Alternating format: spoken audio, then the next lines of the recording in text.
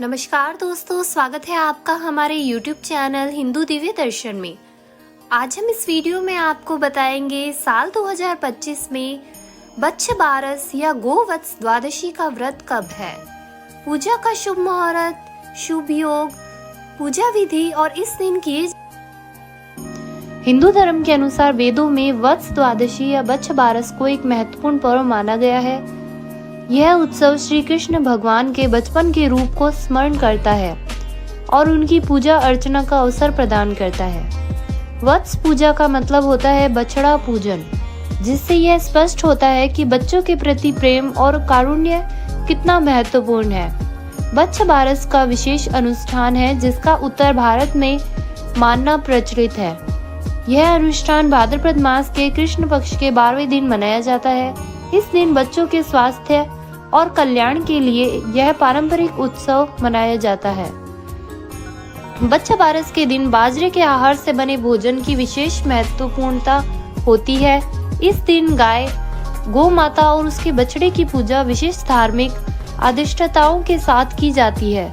उपवास करने वाली माताएं इस दिन केवल बाजरे के आहार का पालन करती है, जो उनके शारीरिक और आध्यात्मिक स्वास्थ्य के लिए शुभ होता है, और साथ ही गरीबों को बाजरे के बने भोजन का भी दान किया जाता है। तो आइए दोस्तों जानते हैं साल 2025 में बच्छ बारस या गोवत्स द्वादशी का व्रत कब है, पूजा का शुभ मुहूर्त, पूजा विधि और इससे जुड़े कुछ विशेष उपायों के बारे में। 25 साल 2025 में बच्छ बारस का त्योहार 20 अगस्त बुधवार के दिन मनाया जाएगा। द्वादशी तिथि आरंभ होगी 20 अगस्त दोपहर 1:58 पर। द्वादशी तिथि समाप्त होगी 21 अगस्त दोपहर 12:44 पर। अमृत काल में पूजा का समय होगा रात 10:05 से रात्रि 11:39 तक। ब्रह्म मुहूर्त में पूजा का समय होगा सुबह 4:33 से सुबह 5:21 तक। बच्छ बारस की पूजा कैसे करें? बच्छ बारस पूजा विधि। बच्छ बारस की पूजा के दिन व्रत करने वाली स्त्री को सुबह नित्य क्रियाएं संपन्न करके स्वच्छ वस्त्र पहनने चाहिए। अगर आपके पास बछड़े वाली गाय है तो उसे स्नान कराकर साफ और नए वस्त्र पहनाएं। उसके साथ हल्दी चंदन से तिलक करें और फूलों की माला पहनाएं। पूजा सामग्री: एक तांबे के बर्तन में पानी डालें और उसमें तिल, अक्षत, इत्र और फूल डालकर गौ माता के शरीर पर छिड़कें। मंत्र पठन के बाद गाय के खुर पर जल चढ़ाएं।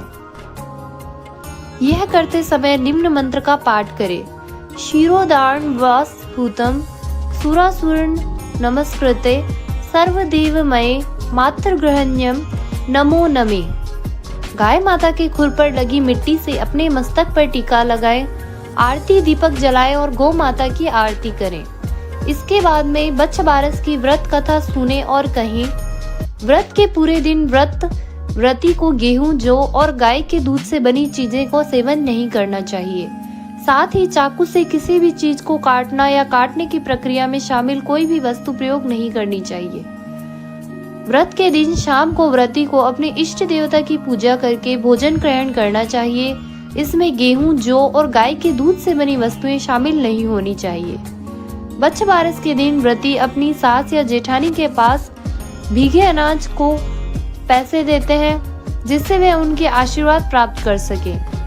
व्रत के दिन अपने इष्ट देवता का ध्यान करके व्रत समाप्त करें। बच्छ बारस के दिन क्या करें और क्या न करें? इस दिन असली गाय और बछड़े की पूजा की जाती है। इस व्रत में द्विदलीय अन्न का प्रयोग किया जाता है। इस दिन गाय का दूध, दही, गेहूं और चावल नहीं खाने का विधान है। बाजरे की ठंडी रोटी खाई जाती है। इस दिन अंकुरित मोठ, मूंग और चने आदि का भोजन में उपयोग किया जाता है और इन्हीं से बना प्रसाद चढ़ाया जाता है। इस दिन चाकू द्वारा काटा गया कोई भी पदार्थ खाना वर्जित होता है। बच्छ बारस या वत्स द्वादशी क्यों मनाते हैं? इसका कारण विशेष प्रारंभिक संस्कृति में आवश्यकता से उत्पन्न होता है। भगवान श्री कृष्ण, जिन्हें हम आराध्य देवता मानते हैं, उनको गो संबंधित विशेष स्नेह जाना जाता है। उन्होंने गो सेवा के महत्व की महत्वपूर्णता को लोगों के सामने प्रस्तुत किया और गाय को माता के रूप में सम्मान दिलाया। श्री कृष्ण खुद भी गौ माता की सेवा करते थे और उनके इस आदर्श को देखकर कामधेनु ने बहुला गाय के रूप में उनकी गौशाला में स्थान पाया था। श्री कृष्ण का एक उपनाम गोपाल भी है और इसी दिन पहली बार उन्होंने गायों और बछड़ों को चराने के लिए जाना जाता है। माता यशोदा ने उन्हें बड़ी धूमधाम से सजाकर गाय चराने के लिए भेजा था और इस क्रिया के साथ ही उनके बड़े भाई बलराम भी थे। इस खास समय में भगवान श्री कृष्ण ने गाय और उनके बछड़ों को सहारा दिया था। इसी कारण लोग इस दिन गौ पूजा करके भगवान श्री कृष्ण की गौ सेवा के संदेश को समर्पित करते हैं और इसे एक पर्व के रूप में मनाते हैं। वत्स द्वादशी का महत्व। वत्स द्वादशी को बच्छ बारस के रूप में भी जाना जाता है, जिसमें बछड़े या बच्चे की पूजा की जाती है।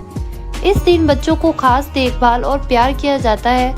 वृद्धि, सुख और समृद्धि की प्राप्ति के लिए विशेष आराधना की जाती है और उनके आशीर्वाद की प्राप्ति की जाती है। तो दोस्तों, आपको हमारा ये वीडियो कैसा लगा हमें कमेंट करके जरूर बताइएगा और हमारा ये चैनल सब्सक्राइब करना ना भूलिएगा।